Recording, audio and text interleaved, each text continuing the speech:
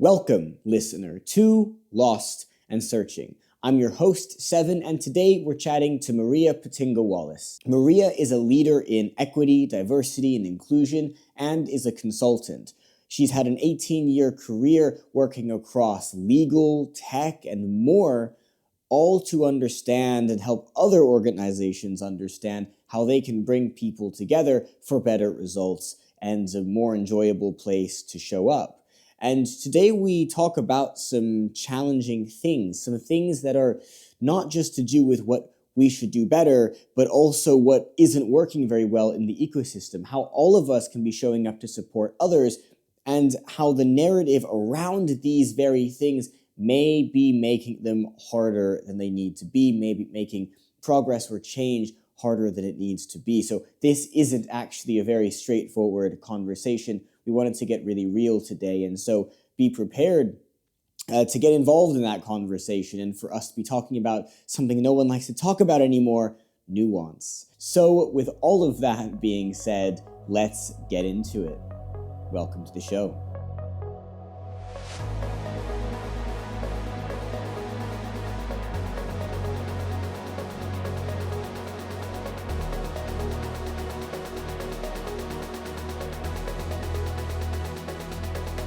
And I love to get started with people by understanding more about who they are as people. So Maria, tell us more about you. What's your story and what brings you to everything that you do today? This is a good question. So I suppose that the thing that's coming up in my head right now is I'm a Celtic Caribbean working class woman. And those forms of my identity are very important. They have shaped a lot of my values, a lot of my motivations, and there's a number of reasons for that. So when I was growing up, so I was actually born in Belfast and during the Troubles, so experiencing and witnessing. So although I didn't spend a lot of time there, I would go back each summer holiday. So, seeing the experiences in Belfast and alongside that, the conversations that would come up in our family debates.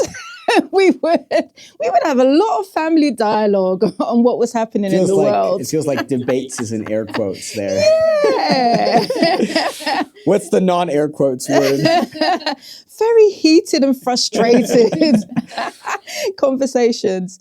But, that's why actually when working with a number of organizations who steer very clearly from some of these important dialogues. I understand it, but actually it's just so important to talk about some of these really important things that are happening around the world. So yeah, that cultural starting point for me was really important. Listening to my dad, he was a mechanic, but an aspiring musician. So he would often, growing up with roots revival music, heavy bass line every Sunday, listening to the lyrics of Burning Spear, talking about the importance of Caribbean people, knowing where they came from in terms of their origin from Africa. So this intertwine of origin between those two cultures was very important to me, as well as where I grew up in Northwest London, from a working class background. So yeah, that was very important. And it shaped the work that I wanted to do. What does identity mean to you? I think it's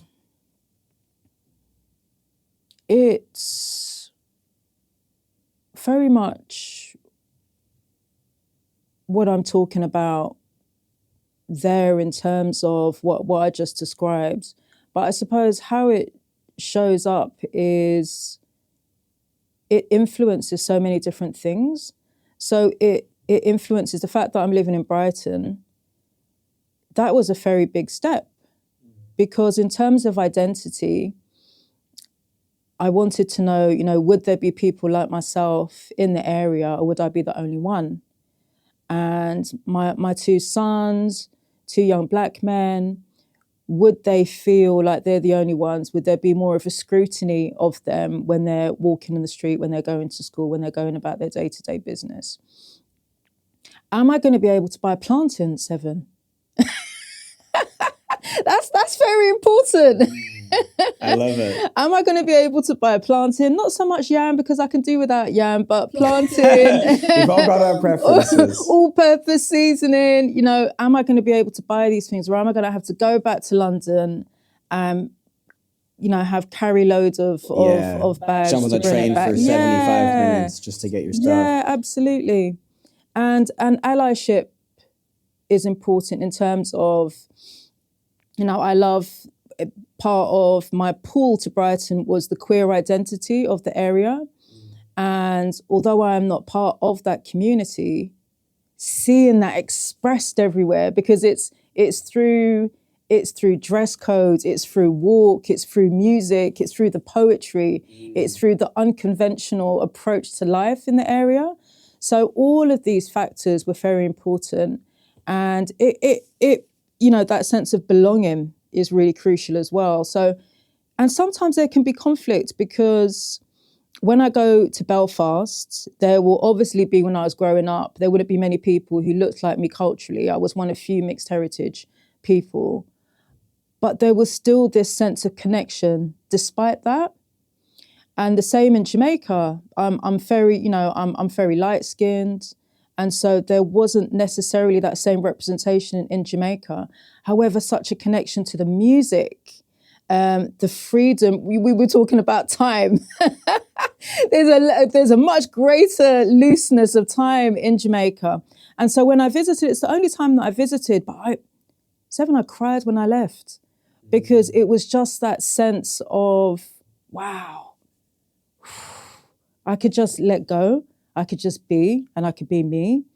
So identity, that's not answered your question in one sentence. No, it hasn't, but I love it. I think like what's interesting to me and what I'm kind of trying to get at here is identity is something people are very close to. We're very close to our identity. And I think it makes us really individual. It helps us understand that individual beauty. I am sometimes a little bit concerned that one can cross a line of being so attached to certain parts of their identity that it can get taken to the extreme. I'm the this and you're the other, and then and so one of the things I love to understand is where identity plays into people's lives, the interplay, what it leads to, and sometimes if at all challenges that one finds as a result of their connection to their identity, if they have one at all, because some people are not as cognizant of it as you are. That is such an important point because absolutely everybody has identity, but you made a really valid point there about not everyone is as cognizant of it. And it may show up in different ways. You know, whether you are passionate about football, whether you are a gamer, whether you enjoy fast food rather than making your own food, whether you're always on Deliveroo. I'm that person who never cooks, and that is my identity in life. And you know, often when we talk about EDI and diversity, a lot of white folk, for example, don't feel part of that conversation because they feel that EDI is not including aspects of their identity. And it absolutely is. You know, we all have ethnicity. But often when we talk about ethnicity, there is an assumption that we're talking about ethnic minority people and groups. So I think that's the really key point that you've made there, being cognizant of it. Why do you think we make that assumption? I think it's because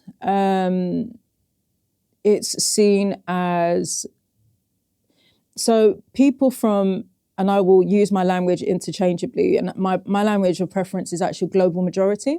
So people from global majority communities have been othered for a very long time, particularly in societies where they are a minority. And so in order to compensate for that, we will have things such as, for example, Black History Month. I've not acknowledged it because I've got a bit of a torn relationship with the celebration of Black history for 1 month of the year. But and so when people who are not Black see that month being celebrated, they're like, oh, so it's only for that group. And someone made a really important, I think it was a LinkedIn post last year, where they spoke about the fact that Black history is British history. Very simple, very simple. But you can't understand British history without understanding the impact and the relationship of African Caribbean people with Britain. That the two are very much intertwined. They are now, yeah, they have been for the last few hundred years, right? Absolutely. I mean, even thousands of years. So, I think we can sometimes deselect, even if that's not the intention of organizers of particular things. And what is that relationship that you have with Black History Month? Talk to us about your perspective there. And this I think speaks to what we were talking about before the episode officially started in that little bonus clip of identity and where it comes in and what we choose. How do I say this? I'm going to re-say that. I think this speaks to how we choose to perceive things, why we create the things we create and who we create them for. And this becomes our relationship with the label. So talk to me about this label of Black History Month, how you feel about that. I know you've got a similar relationship with the term BAME, BAME, right? I know exactly. So talk to me about these things, because I want us to understand the landscape of language better and how we utilize that before we can really understand the rest of today's conversation. Yeah, absolutely. I think what I will say, first of all, with everything to do with EDI, DEI, whatever other acronym you want to use, diversity, equity, and inclusion, sometimes there's such nuances with this area that sometimes it can feel like there's contradiction. So, for example, I'm not going to use BAME, but I'm going to use people of color. And so the reason why BAME has been rejected is because it is such a monolith term, and when there's such nuance and specific, even amongst, so when we talk about the Asian group, the Asian experience, what does that mean? There's such variation amongst the Southeast Asian versus the East region versus the South Asian experience of being Asian. And that goes for so many different groups. But then at the same time, people of color is not being specific to a particular group. So some people may be confused by that. But then when you explain that actually people of color has come about through a position and origin of agency. So the BAME came about, it was actually the government at a particular time came about and thought that would be useful language to use. And some people still do use it, but we just need to be specific with the understanding of the different groups that are made up within that acronym. And people of color, like I say, isn't particularly more helpful. And then some people have said to me, so why can't we say colored? So I think with language, it can be a stumbling block. So I delivered an anti-racism session a few weeks ago, and people were really fixating on what do we say. And my response, I was getting a little bit frustrated of, this is going to prevent us talking about really important things that we need to do for culture change. And basically, language it can interchange. I might describe myself as a Celtic Caribbean woman, mixed heritage, Black, of global majority communities. It's not a community, communities, people of color, but we just don't say the N word and we don't say colored unless we're in South Africa. That's effectively it. Oh yeah, not half caste. That came up. Oh, what's that? That came up recently. So that is a term that was used when I was growing up in place of mixed race. And there's so many connotations with half caste. We know about the caste system, but also it's come about through the origin of one group being inferior to the other. Yes. With the that caste language. system is particularly challenging, yeah. So this is really interesting for a few reasons. You kind of talked a little bit about nuance, and I think Trevor Noah's said something a few months ago I heard on his show. I'm going to butcher the quote a little bit, but it's something like, we live in a time where it feels like talking about the minefield is as dangerous as the minefield itself. Because nuance is something that most people just don't think about. We can't, it feels so challenging to have nuanced conversations. Things are very polarized. You either like this or you don't. There are people who hear the term EDI or DEI and they just get really hot and bothered. And I try my best to be empathetic and want to start to understand some of that and do our best today to have a nuanced conversation and understand what some of these things really mean, understand the impact that that has on leaders, on leadership, and what leadership needs to take away from that. So I guess there's a few things there.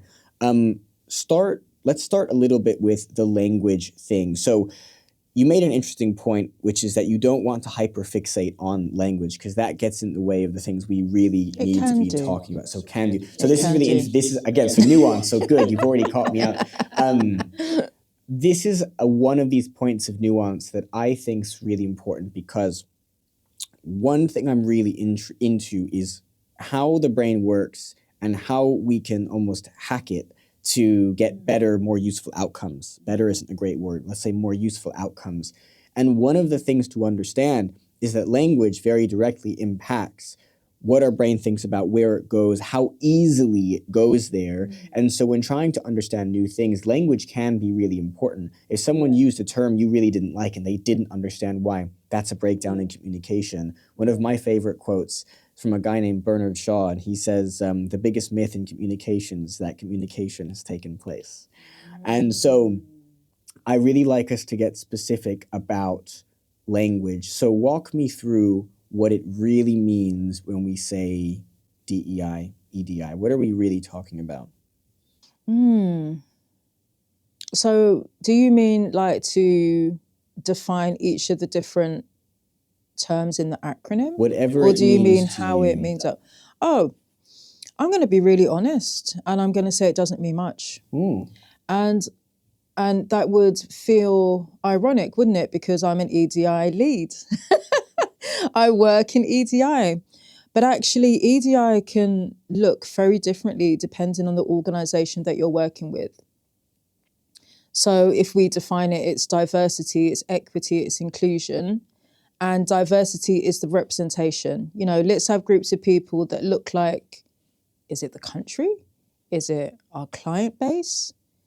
Is it, you know, our customers? Is it the communities that we engage with? It's about representation.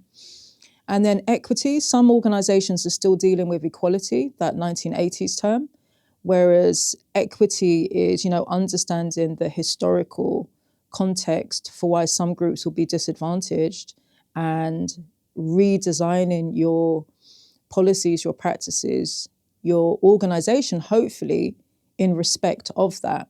So disability confident is a really good example of an approach to equity. And then inclusion is, you know, once you have all of these folks here, do they have voice? Do they feel included? Are they able to speak and be heard? Or will there be a repercussion of, you've spoken too loudly, you're aggressive, Black woman? So there are different approaches to this. And it looks very differently in different organizations, as I said. So, you know, for some DEI folk, it's going to be organizing a lot of events. Every week there will be a different event to manage. For other people, it will be looking at policies and practices. For others, it will be really examining culture and hopefully in conjunction with different stakeholders. So the reason why it doesn't mean much to me is because I get tired of cliches. What are some of the most common cliches? You can bring your whole self to this organization. we welcome everyone here. But the unspoken term is as long as you fit into our culture. That's like the bit that's not included. And so there's lots of cliches in diversity, equity, inclusion, and that's where my frustration is. And you asked me, what is my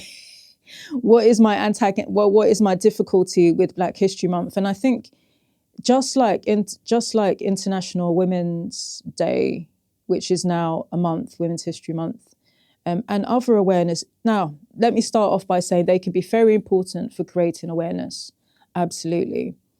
But it can also be a month of the most performative activity. It usually is. It's like, let's roll out, let's show that we're doing this. Let's have, some speakers together. Change your logo during Pride Month. Yeah. And these can be very important things for, encouraging people to feel seen. If you don't feel that you are included within an organization, and on the flip side, if someone, before I joined my organization that I'm working in now, and if I didn't see something happening for Black History Month, but I saw something happening for something else, I'd be like, oh, why is that? So this is why I say there can be contradictions with DEI, but, do your performative stuff, but also ensure that you are looking at culture and that you are looking beyond the iceberg of what's happening and below the iceberg of what's happening within your organization. Because if you are showcasing how great you are for Black History Month, but your Black people don't have voice and they're not feeling heard, and actually they're feeling harm within your workplaces, how's that going to make them feel? Let's go into culture a little bit. When you talk about culture in this context, what do you mean? Let's really define what we're talking about with culture, because culture is this big term. Oh, it's huge.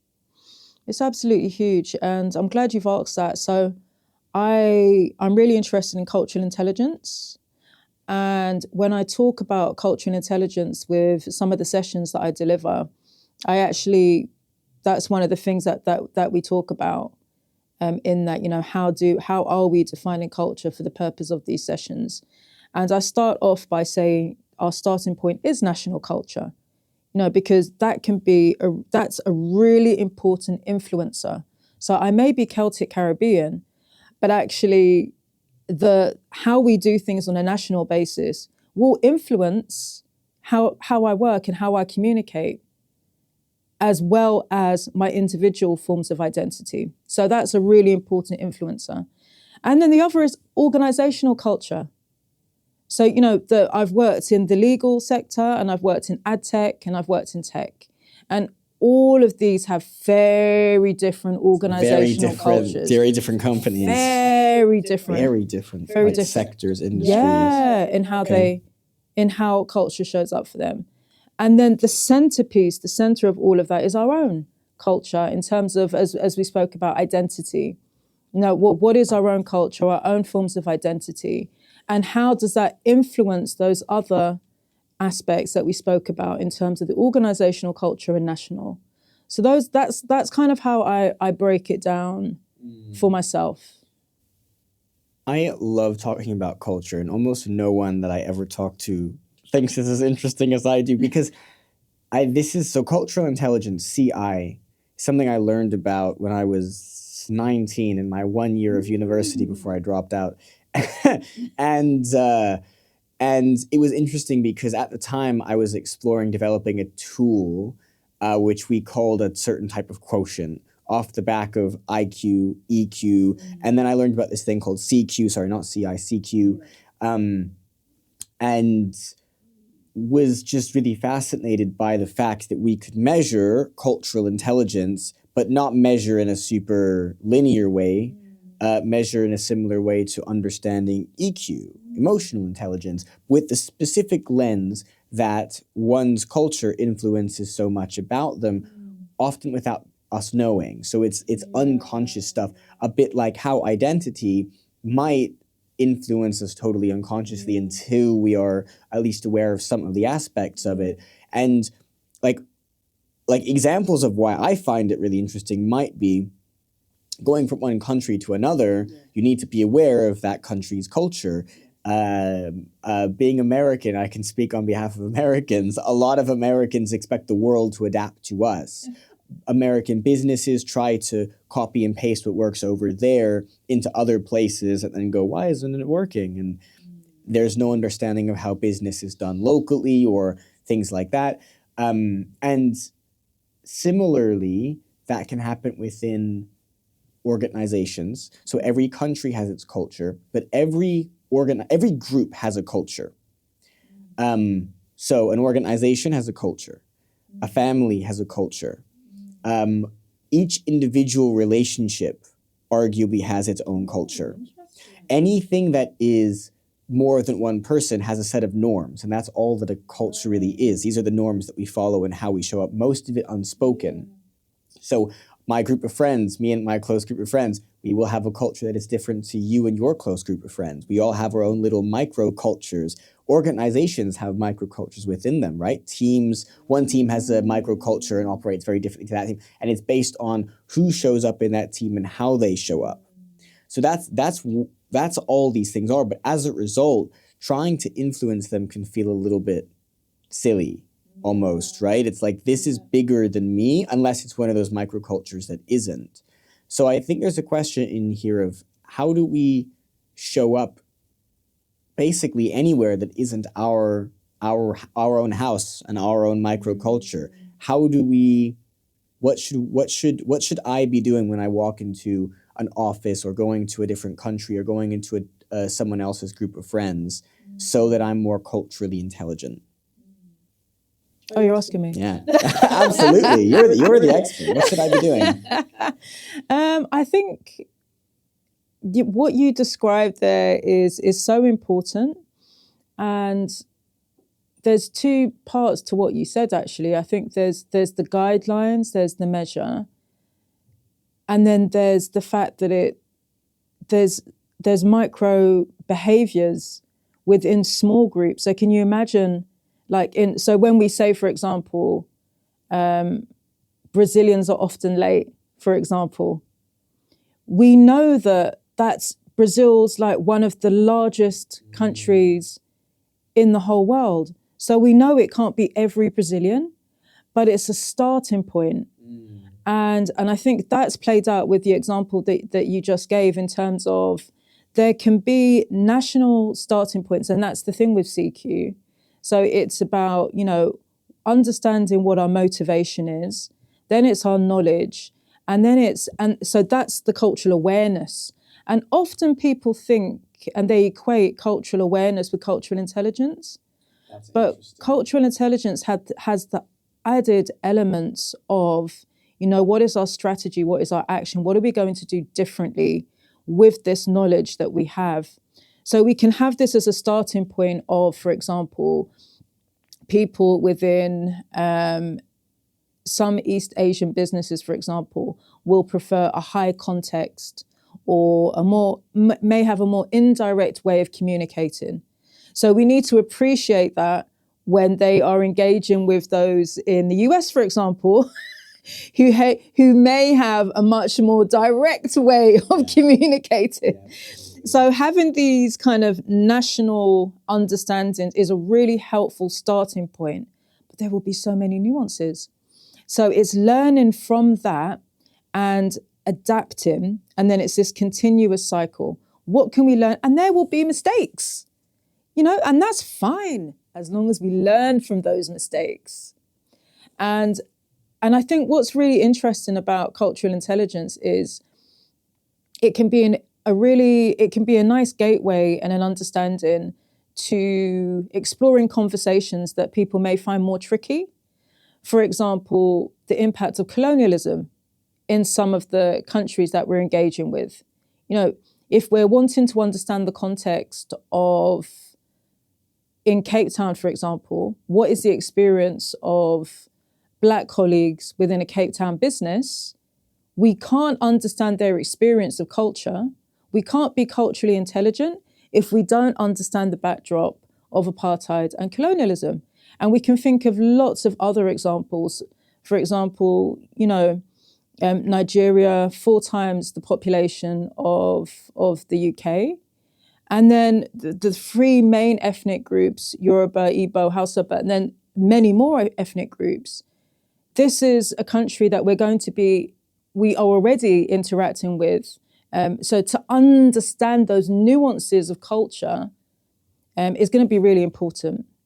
Something I realize international listeners outside of the UK might not appreciate about this, and it's one of the reasons why I talk so much about the language aspect, is the British are very good at putting labels on things so they can put something in a box. That. Yeah. It's a favorite. It's that's where BAME comes from, right? It's like in terms like this, it's like, let's just shove everything into a big box. So BAME, if you're outside of the UK, you probably have not heard this term before. But it's just but it's part of cultural intelligence might be understanding that different places will have their own relationships with these terms and things like that. I love what you say about awareness, because awareness is the first step in any change. But that also therefore means that it itself is not the change. So it can start with, something must start with awareness, but you're absolutely right that the cultural intelligence cannot just be the awareness in and of itself. It's just where it has to start. So with this being something that changes every result, this will influence every result that we get, right? One of the reasons I find it so interesting is because in the world of business, again, different countries interact in different ways.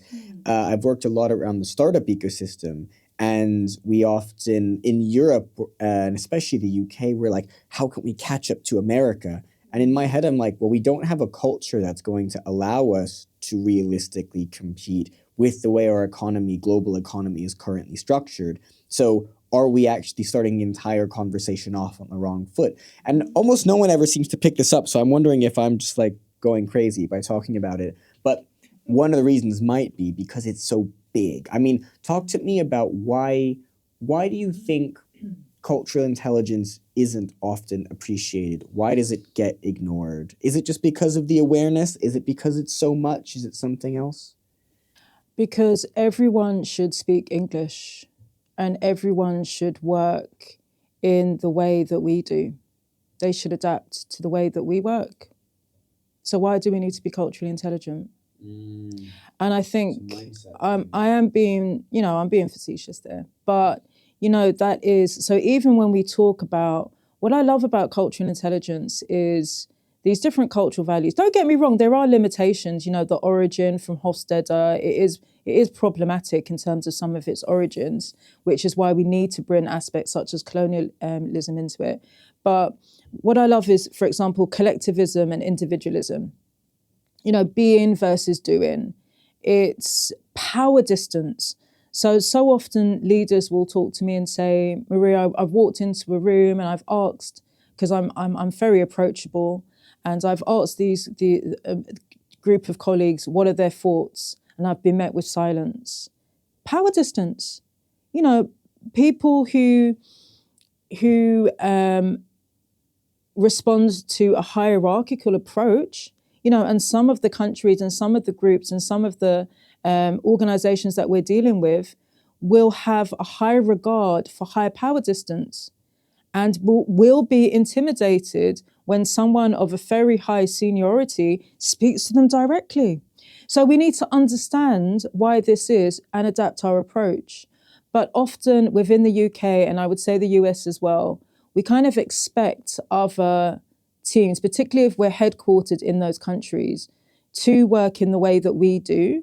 So we may reference it. I worked with a large bank last week, and they incorporated some aspects of what they thought was cultural intelligence into their learning session. But it was actually cultural awareness. And we spoke about the fact that, who adapts? And often there is a preference for organizations who value a different approach. What I often see is an adaptation in preference of a Western perspective. And I think that's why, so in answer to your question, succinctly, there can be a lack of awareness of what it actually is. And it can feel difficult for some organizations to actually adapt their approach to working in a different way. It can feel difficult. I think on the individual level, it becomes a little bit easier, and then it becomes more of a challenge to get others to do it with you, right? So, I think it's Bruce Lee's like famous thing, flow like water, right? A lot of people now are using this expression of be the chameleon, right? Change, adapt according to your situation. But telling people to adapt is easier said than done. I mean, how does one adapt? One must have an awareness of what they're adapting to, so that's what we're starting. You need to want to adapt. I think we're living especially in the West, we're living in a quote unquote West. I don't love that term either, but for the sake of the conversation, in the West, we're living in a very comfortable time. We're used to our comforts and we don't really want to give them up, generally speaking. I can't tell you, how many friends are like, I could never live there. I don't even want to go camping, things like this. You're used to your comforts. I'm going to stay here. But humans are actually, and that's because the brain says this is safe and this is good because it keeps me alive. So it's understandable. But it means we don't really like going out of our comfort zone. It's risky. So what do we do? We have this awareness. Okay, great. Things are a little bit different. I have an awareness I need to adapt. What am I physically doing next to show up differently? I think it is empathy and it is understanding. So again, I did a training session a few weeks ago, an anti-racism session, and I was definitely out of my comfort zone because there was a real antagonism to even appreciating that racism impacts people of color differently to white people. We couldn't get past that. What do you mean when you say that? What was the specific challenge people were having? The group was that white people experience as much racism as people of color. Okay. That's what the group believed coming into it? Okay. Yeah. And it may not have been the group, but it was certainly the position of the leader in the group who made that clear from the outset. And then when we're talking about power distance and we're talking about safety, it was then amplified by others in the room. So in terms of comfort zone, learning can't happen without discomfort. I learned a lot from that session in terms of, how could I have redesigned this session so that we had more learning take place, but there was just a lot of resistance throughout the time. And I think discomfort, like I just said, is just really important for learning. There was some research by, I think it was PwC, quite a few years ago now, that spoke about the fact that if you tend to do things in the same way, even when apps change on my phone, when they're in a different position, I'm like, oh, or if something changes in a supermarket, they put something in a different place, you're like, oh my goodness, I'm now going to have to learn where these different things are. That is really important, to shaking ourselves up. And that is crucial for seeing things from a different perspective, having that empathy. So at the time, I didn't have much empathy with those views in that very challenging room. But on reflection, I absolutely did. I could understand why particular views were being amplified. And I think it's about us being disruptive to ourselves, creating environments where we can work in different ways and challenge ourselves, and also respectfully challenge others. But that genuine empathy, and sometimes what comes up in some of the learning sessions is I won't be convinced that an injustice exists until I hear someone who has experienced it share it with me directly. So you want that person to relive their trauma before you can understand that not everyone's having a good time in the workplace or in community. And so It sounds really unfair, of course, when you frame it that way. Right. So, there's enough material out here to develop empathy in a variety of different ways. Podcasts. Yeah. We'll just do our trauma dumping on here. You don't have to do it in the workplace. No, but you know what? This unfortunately is at least a little bit of it. It's just a side effect of the way humans have grown, right? At least that's how I feel. I mean, we don't care at all about stats and facts. We just, our brains, they're useful for our logical brain, but they don't really convince us to change anything. Human beings make decisions emotionally and justify them rationally.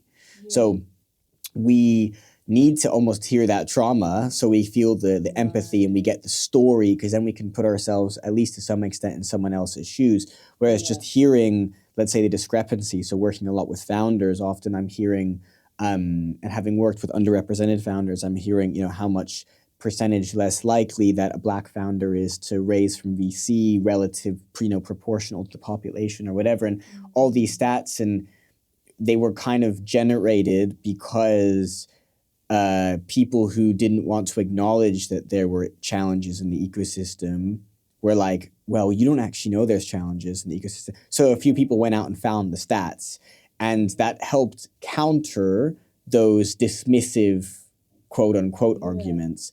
But they didn't change much because people are still making decisions emotionally. You talk about power distance. What is that? So power distance is effectively, for example, I would hope that we're experiencing low power distance right now in the sense that there isn't necessarily a hierarchy showing up. And so if I think about different organizations as a starting point, I would say that when I was working in the legal sector 10 years ago, it was very hierarchical in terms of, how you interacted and engaged with partners in the business. And they had a particular place where they ate and other people didn't eat in that space. So the hierarchy was definitely very present. That was a high power distance. And then where low power distance is when I went to a tech business and they presented the CEO's office, it was literally like an open plan space right slap bang in the center of the business. And I think you can tell from how my eyes are lighting up what I have a preference for. So that would be the difference between high and low power distance. But at the same time, coming from a Caribbean background, I also culturally have a preference for high power distance.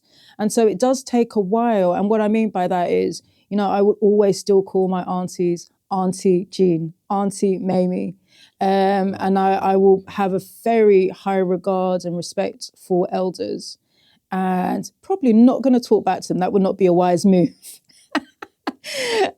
So again, there's this intersection, complement, and sometimes contradiction with how our central culture and identity shows up, and how that conflicts and complements when we go into an organizational and also national culture as well. So yeah, that is power distance. That's interesting. Okay, because essentially what I'm trying to figure out here is, first of all, what anyone and everyone can do to contribute to better outcomes, some shifting and changing in this space. And then specifically what aspiring leaders or those who are in leadership positions can be doing to influence and accelerate this further for themselves and those around them. Because when you're in a position of power, whether it's a traditional hierarchy or any other position of influence where maybe it's a non-traditional, hierarchy, or it's a peer-to-peer, or it's a bottom-up influence as opposed to a top-down, what can we be doing to understand this? So it sounds like power distance almost feels like it's a bad thing, but it isn't. I think bad's a really unhelpful label, right? So some level of hierarchy is useful. When is it useful? When isn't it useful? And what do we do to influence a better result? I love that question. And it's made me remember a very important factor about cultural values in particular, one way is not better than another. So, although I may sometimes have a preference for less hierarchy because I want to be able to go straight to the CEO of a business and communicate with them directly rather than go through 3 or 4 other layers, that frustrates me. That's probably the ADHD. So, it's not about saying one is better than the other. It's about understanding that some people will have a preference for a particular way of communicating or engaging or interacting or even flourishing. There are different contexts and different values that people may prefer. And that's really the important factor. So in terms of what underrepresented leaders can do, I'm actually going to flip it and start with, what can existing overrepresented leaders. What can all leaders do? I'm actually not focused on just underrepresented folks for this. I want to understand absolutely everybody, what everyone on the planet can be doing. That's definitely an overgeneralization, but you get my point. How can we all be showing up differently? Yeah, I think from a cultural intelligence perspective, it is about understanding that this can influence so much of our decision making. So, even factors such as redundancy, for example. We know that the tech industry is going through a lot of redundancies at the moment. And understanding that a collectivist society or a collectivist group, and that is the flip side of individualistic. So, a collectivist, if you value collectivism, you are really going to value things being done on a group basis. There's a real emphasis on relationships. So if you communicate with someone via email the day before they're being made redundant, they are not going to leave your business with a good story to tell. So it's about understanding how this influences our decisions. And when we talk about human relationships and human dynamics, how does this influence your role as a leader with those ways that you communicate with particular groups and individuals? So I already spoke about the example of being aware of your power when communicating with groups that value high versus low power distance. And it's also about recognizing sometimes we can have a preference for extroversion and confidence. And so if I had £1 for every time I heard they're not ready for this role, they don't have the confidence, I'd be rich, Seven. What does that really mean? What is that a phrase for? This is code. There's so much coded language. Yeah. So what I would say is understand why if you feel that someone doesn't have confidence, what could be happening with it? And sometimes people literally don't have confidence and they're not ready for their next role. And that's absolutely fine. But often the numbers of research shows this from Black Equity Organisation, Business in the Community, countless, McKinsey. So, let's understand the context for why particular individuals and groups show up with less confidence.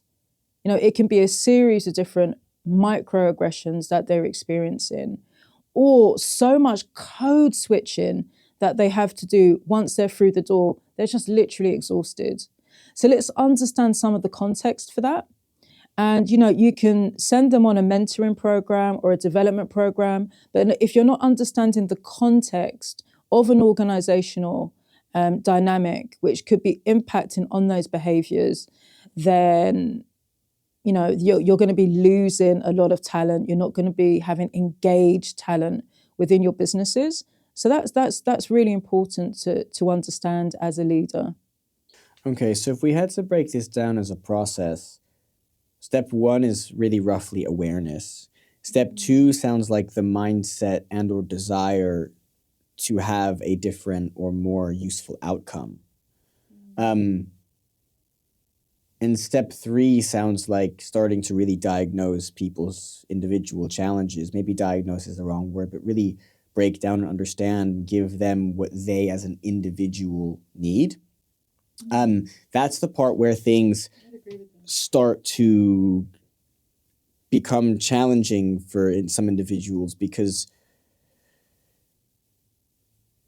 at what point are you now talking about the minefield, which is as dangerous as being in the minefield, right? If you're, and like, look, like being empathetic, I'm not saying any of what I'm about to say with kind of negativity or judgment. There's no judgment when I say this. It's just awareness and observation.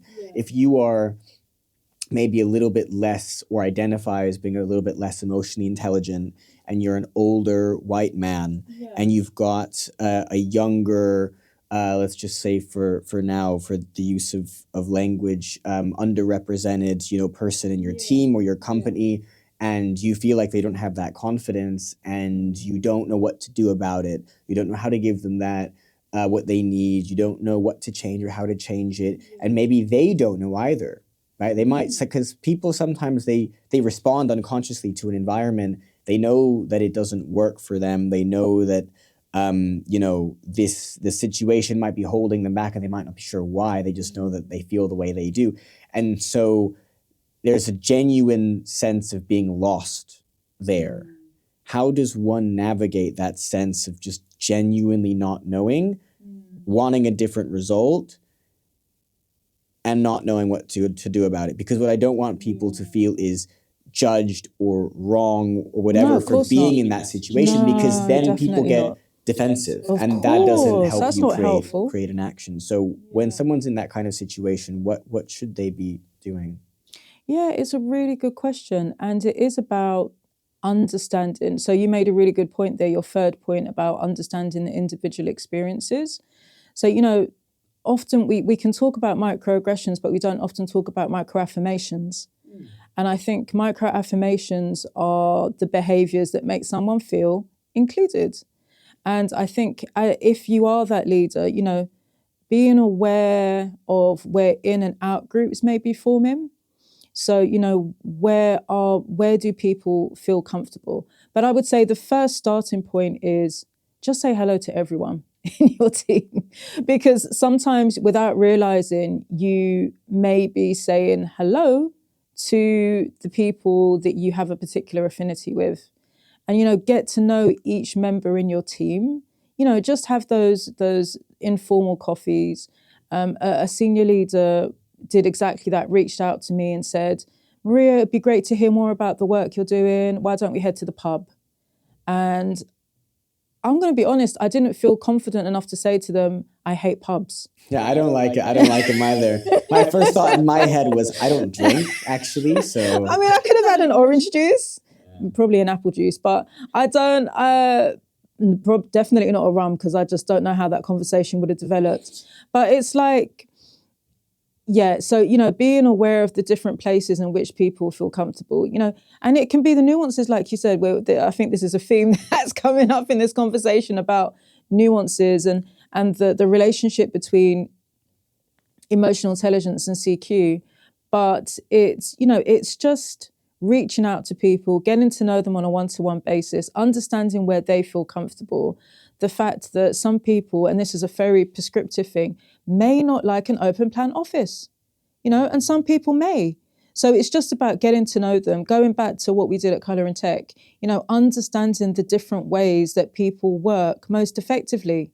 What are people's dreams and aspirations? Not everyone does want to be the director of an organisation, but everyone does want to be happy at work. They do want to feel heard. One of the things I'm keen to do upon reflection is make sure we don't obscure what we mean when we're talking about some cultures being different to others, right? And this kind of language of culture is like, do you fit our culture? We're looking for a culture fit, because for some people an open plan office might not fit, but us liking an open plan office is part of our culture, for example, right? And so if someone doesn't like that, are they not a fit for the company? And then to what extent does that overlap with their identity, their background, etc.? Like, do you understand where the picture I'm trying to paint is one where we can understand this as nuanced and as non-judgmental as possible, because you will get people, and we there are very loud sections of the internet. I'm not chronically online because I couldn't mentally handle it, but I know of some very loud sections of the internet that, if they were to listen to this whole conversation so far, would be going, well, that is my organizational culture. I do like my open plan office. If you don't like it, that's on you. I don't care what background you're from. But then at what point does it actually affect one group more than the other or whatever? So how do we understand what really is affecting people? What is worth changing about our culture for the people in that culture, as opposed to expecting people to change for our culture or to just not be a cultural fit? At what point does it become problematic, and what do we do about it, is the question. Yeah, it's a really good question, and it is a realistic one. You know, not everyone is going to have a good time in every culture.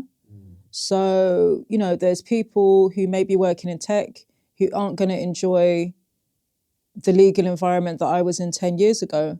And it is about understanding that. But I think what's really important is the increased transparency that organizations have. You know, let's be upfront about that. So now we're having a lot of interviews virtually, and so people don't have the opportunity to kind of like navigate what the workplace will look like. But I love it when organizations have as much information as they can on their websites about what is it like to work here. And not only that, but they have customer insight as well. And Glassdoor. You know, we do get the moaners on Glassdoor, but actually that can give you an indication as to what a culture is like beyond what's shared on a company's website. So, and it is about reasonable adjustment. But at the same time, I work with an organization where it was a white man actually who refused a job with a company because he said he didn't see enough diversity at the very senior levels. Now, this was a white man who refused that job. You know, we're losing talent if we aren't walking the talk. And, you know, we could have someone who is going to be so dedicated to that company who does make adjustments. So if it is completely open plan and we have someone who cannot be productive with the noise and also the lights, you know, who's not able to sleep well when they go home because of the lights in an office. Oh, interesting. Yep. Okay. So that could be one of your most dedicated employees who could be bringing such wealth, what value to the organization. So, you know, can we adapt? But to your point of, it does need to be reasonable, you know, and it needs to be realistic. Yeah, it sounds like there's almost like a surveying element here. Like, and the bigger your organization gets, the more challenging, I suppose, it becomes. But really taking time to understand your people and their needs. And I guess if there was one thing about your culture that is talking about that's realistic to adapt regardless, is a culture of open and honest feedback, which I think is an easy label to throw around, and it sounds a bit wishy-washy when I say it, you know, but there are practical ways of doing that. Training managers to be able to receive it, having blind feedback. If you work in a really small organization, being, I think, honest enough and actually showing up as that, so not just saying you want it. I've worked with people where they say, I really value integrity, and then they don't necessarily show it themselves, and you go, okay, well, maybe you don't value this. And then the way you respond to them changes, and then they go, why are you responding to me this way? And that's what working in a smaller organization can feel like. Taking the time to understand, based on your size, based on your position, based on where you're at, what you need to do to hear people, and then see what you can realistically adapt to once you've done your best to listen to it. That might be the most practical thing that someone in like a leadership position can do. And this gives me an interesting reflection, this nuance in the way we're talking about this. There's something in here about, I kind of mentioned these very loud corners of the internet, that, have, especially in the US, really contributed to what we're now labeling as the DEI backlash. Talk to us about what this backlash is, what it's like from your perspective, and why it's come about. I mean, I'm going to say it's inevitable. Okay. So, since we were having those really brave and courageous conversations following George Floyd's murder, there were lots of people who were having light bulb moments, who saw Black folk within their businesses who had been labelled as mavericks or troublemakers or those over there, who were actually now demonstrating radical inclusion and listening to them, really listening to their experiences of why they are over there in the corner, because it's safer. And then since then, there has been, I would say, on my LinkedIn, it's a great place to be because it must obviously be the people that I have within my LinkedIn community, but I'm seeing people who are now partners, Black women who are now partners in the law firms that I was working with. I'm seeing people be promoted. I'm seeing successes. I'm seeing more micro businesses now partnering with large businesses. These things wouldn't have happened before. And so if you have only seen yourself represented on TV, your family unit represented on TV, you were told that job was yours as a white man or as a white female, you were tapped on the shoulder and said, work hard and you'll be able to get that. If we now have more equality and more people and equity and more people are now going forward for those jobs, that means that there's going to be less opportunity for the people who were sometimes walking into those jobs. So that's why I say I think it's inevitable, because people feel like their roles are being challenged. And then in order to justify that, they will say, well, these people aren't equipped for these roles, underrepresented groups. And so it's woke gone mad. Mm. They're being put into these roles where we've got an overrepresentation on TV. It's not realistic. And things have shifted up. And you know what? I actually saw on an advert, I saw a boy playing with a doll's house in a children's advert. So it isn't just, as it's been described, Black Lives Matter. People are actually reviewing and wanting to create true representation. And that is a shift. Not everyone's going to be happy with that shift. Well, you know what? This is, I think, revealing the ecosystem of challenges that the world, or at least our corner of the world, is facing. Because when you're describing, there might not be enough jobs or as many jobs going around, and then so it becomes a bit inevitable. Actually, I immediately think, well, isn't that the economy? Like, if we think historically, when women started to enter the workplace, we just made more jobs. Basically, is kind of, it wasn't obviously immediate, but that's kind of what started to happen. So now more people are ready for maybe, let's say, senior leadership positions. There aren't enough to go around. They might go into businesses or other new opportunities start to be created. That's what tends to happen. And actually, I wonder how much this is a cultural point, because that is kind of what happens in some places more than others. So in the US, was speaking to an investor the other day based in the US, and they were saying as soon as OpenAI raised a big round of money, they had a bunch of pitch decks coming into them from leaving or recently left OpenAI employees. There's a culture there of, I'm going to go create a business. And so people are able to create opportunities as opposed to just go and take them or look for them, making as opposed to just taking. Some cultures aren't maybe as good at that. And so it perhaps manifests differently in different places. But I do think it's a reflection a little bit of the economy or of other influences that people are getting frustrated by that aren't actually what we're talking about, but they are in part influenced by. And so it's easy to throw the label, this is like it's all just a DEI issue, when actually it's a ecosystem of challenges. I wonder how different this conversation would be if we lived in a parallel universe where the economy was really good right now. But do you see what I mean? Absolutely, yeah. Really important point. Really important point. You know, ironically, a lot of the people, you know, it comes down to sociology at school, Seven. You know, there was, what was his name? Amel Durkheim, and right on the other side, Marxism, where, you know, we have, do we assist the economy in create, you know, or is it drop down, you know, where the American dream, you work really hard, you get that well-paid job, and there's a drip down in terms of the wealth, benefiting those who haven't been so fortunate and fulfilled the American dream.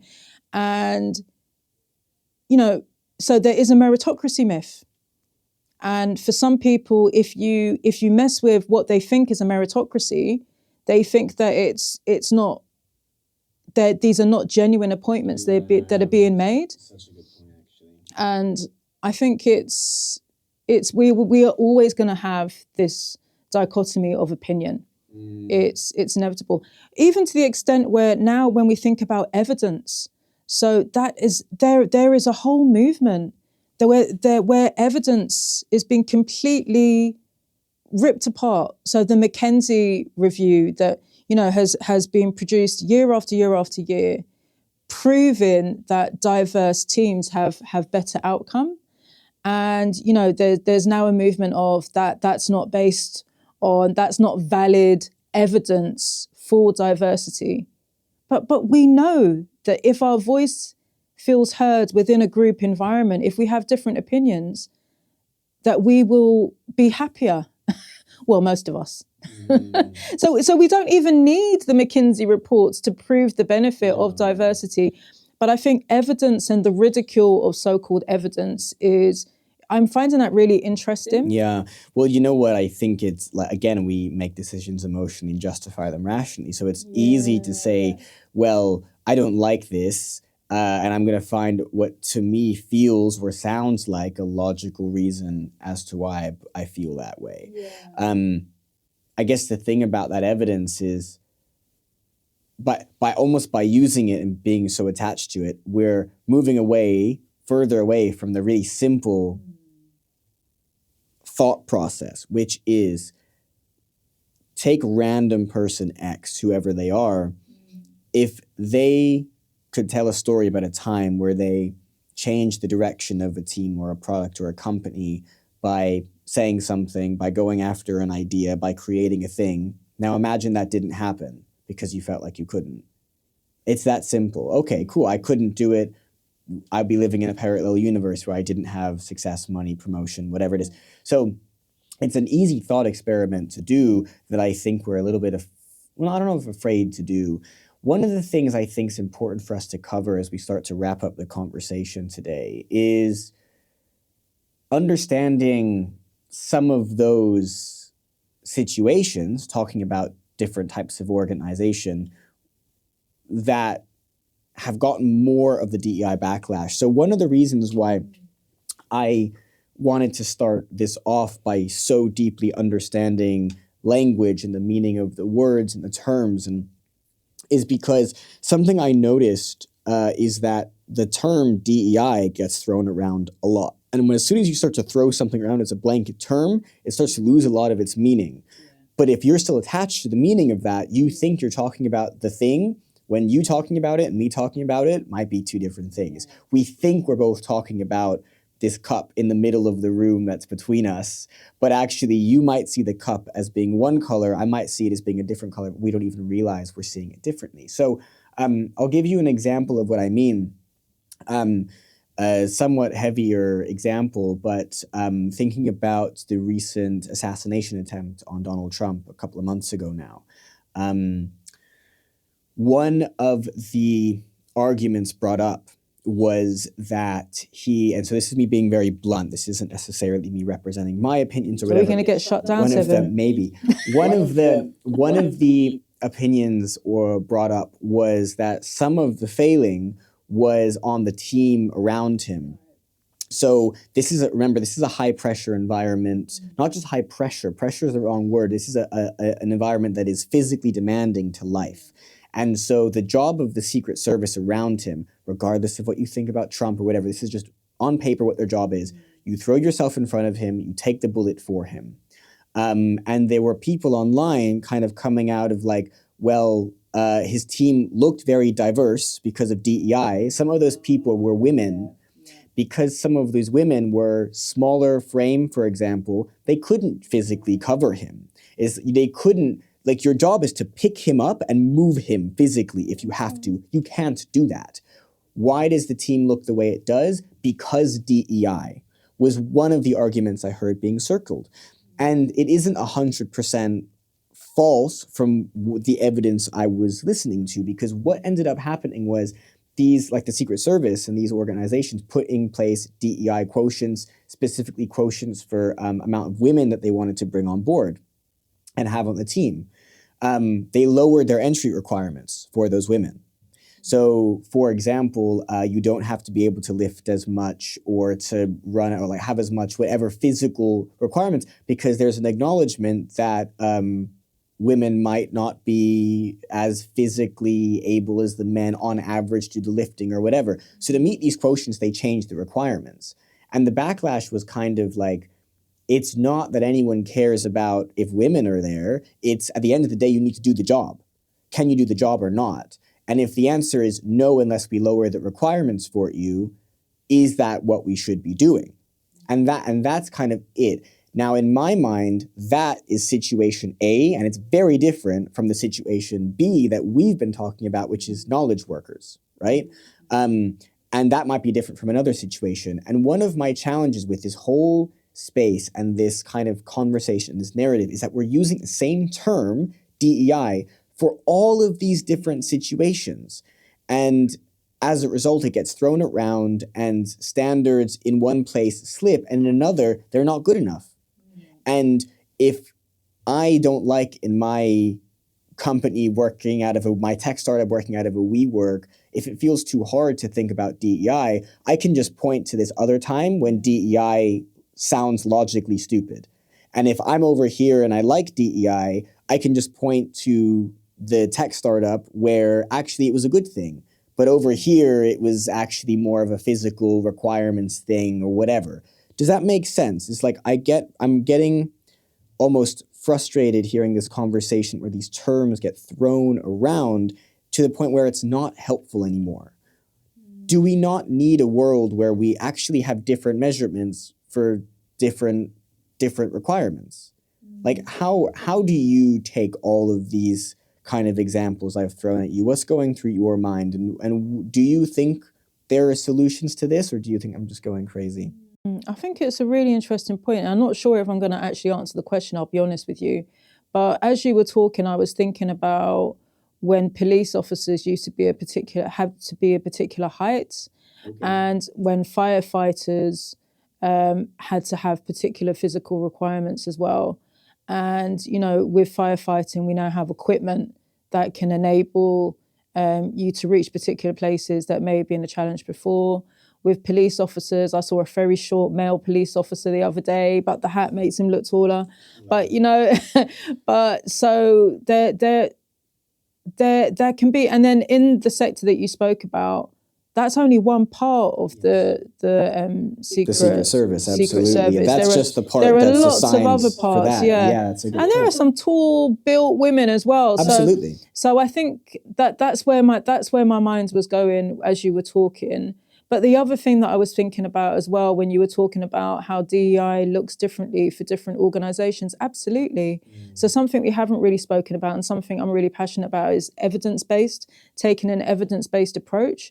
Because often organizations will say, oh, our client's doing this, we need to do that. Our partner's doing this, we need to do that. I used to work here, so we need to do exactly the same thing. And, you know, they're doing anonymized recruitment, we need to definitely do it. Why? Are you sure that it's going to have the impact that you want and need? So taking an evidence-based approach where you combine the scientific research with your organizational data, with the stakeholder information. That's really important. You know, what are your people telling you? And then also practitioner specialism as well. That 4-step approach, those 4 quadrants are really important for understanding how DEI looks for your organization. It may not even be called DEI. It might be responsible business. It could be something that's more focused on recruitment, or it could be leadership. So it may look and feel very differently, but the reason why I feel DEI hasn't been as effective as it could is because we've got this, what's it called, cookie cutter approach. That's exactly what I was thinking. Is like DEI and all of these, anything that is, there's so many things that are going to be even remotely similar to this. The problem, if one has a problem with DEI or any of these other terms, the problem isn't it. The problem is you thinking it is the same in every context. There's without any contextual understanding which adapts the meaning of the thing. The thing is always the thing regardless of where it goes, then it's never going to work for everybody. And then if that becomes emotionally charged, you're inevitably going to head for collapse. Just remind us, what is this quadrant thing you just mentioned? So it's something that I'm exploring in my doctorate, so which is evidence-based HR. But it came about actually from medicine, I think, in terms of taking an evidence-based approach. And it's something that was spearheaded by Professor Rob Reiner within management. And I'm really interested in how it shows up within diversity in terms of, you know, what does evidence actually mean? And because some people will be convinced by the scientific, some people will only be convinced by the individual experiences. But I think that the real power is in the intersection of all 4 forms of evidence. I think that's where the magic happens. And when you say all 4 forms of evidence, just so we're all very clear, what are they? So the scientific, the stakeholder, organizational, and also practitioner expertise as well. Okay, I've never thought about those 4 things in relation to each other. Okay, as we finish up today, is there anything you think we haven't covered that you would really like for us to touch on really briefly? I think in terms of a way forward, so one of my values is, you know, Ubuntu, and I am because we are, but that's not always easily done. You know, when I spoke about that challenging session, to think about the perspective of the others who had a very opposing value to my own was not easy, but it's essential. And I'm reading a book at the moment by someone called David Senge, who is, I think, a Sierra Leonean government minister, and he talks about radical inclusion and the 7 steps for radical inclusion. And for me, that is the mechanisms of Ubuntu played out. And just 2 of those steps is listening to understand and learn. You know, that's really important because I can see you're a deep, I don't think you would have a problem with that because you are a deep listener. And I can tell that you're listening when you play it back to me.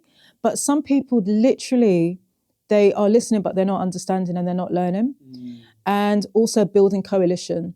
You know, if it was, I think it was probably Kimberly Crenshaw who spoke about the fact that no system of oppression can be separated from another. And I think we're pitted against one another often. And we just need to understand this as, you know, there are systems of oppression and they can't be separated, effectively that. But at the same time, we have agency. So whilst these systems are at play, we have agency to influence them, which are stronger as a coalition together. And I think that's really important for us in terms of moving forward. Yeah, not playing the victim, understanding that you have the ability to influence, and the more influence that you bring together with others, the more influence you have. And so while a challenge can be present, it doesn't mean you can't do something about it, which is so freeing, right? But also understanding that, you know, we can see sometimes unrest from the white working class, particularly in the UK. We're also seeing it in other regions as well. You know, class, I don't think, can be separated from from patriarchy, from the experience of racism. I think all of these are intertwined, and we need to understand that there is a lot of overlap with our struggles and with our experience of unfairness. I feel like we need a part two to go through all of that. Because we've overrun a little bit here. I know it's my fault for being so late. Maria, I have a closing question I'd like to ask everyone on the show.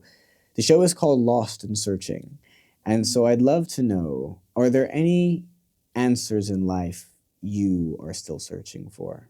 Oh my, so many. I think, we spoke about the fact that I'm learning so much about myself, and there are different aspects of my identity that are coming up. And I'm just wondering, with the younger people that I work with and talk to, are they going to have a very different experience of work and the organizations that they engage with? I'm hoping that myself and others have made it a little bit more accessible for them in terms of them being able to express their authentic selves in the workplace. But sometimes I hear experiences and examples where I'm not too sure. But that would probably be my number one hope, I would say, is that I want the young people who are entering the workplace now, and even early careerers, to have a much more positive experience in the workplace than I did, where they can literally feel they can be themselves. Code switching is tiring. I don't want them to be tired. That's a beautiful way to end. Imagine how much wasted energy, if you could bottle all that up and take it as a shot. You know what I mean? No, but seriously though, it's interesting. In a way, I wonder sometimes if it's part of, like, the differences between us are a part of the spice of life. Learning about people, doing things different, traveling to different countries wouldn't matter if people there weren't different, But when it's your everyday, it gets real tiring. That's interesting. I really appreciate you, Maria. Thank you so much for coming on the show, for helping me organize a beautiful space. This is an absolute treat for me. Sitting in a proper chair. My back feels great. Ergonomic chairs is wonderful. No, but I do appreciate you a lot for taking the time. The show is still fairly new, and in the early days of stuff, especially in a space like podcasting, which is fairly saturated. The time means a lot because it's a little bit harder to, let's say, prove ROI or whatever the fancy terms are. But you've shared with myself and with our listeners today your wisdom and expertise, and so I really appreciate it. Thank you. Thank you. And that's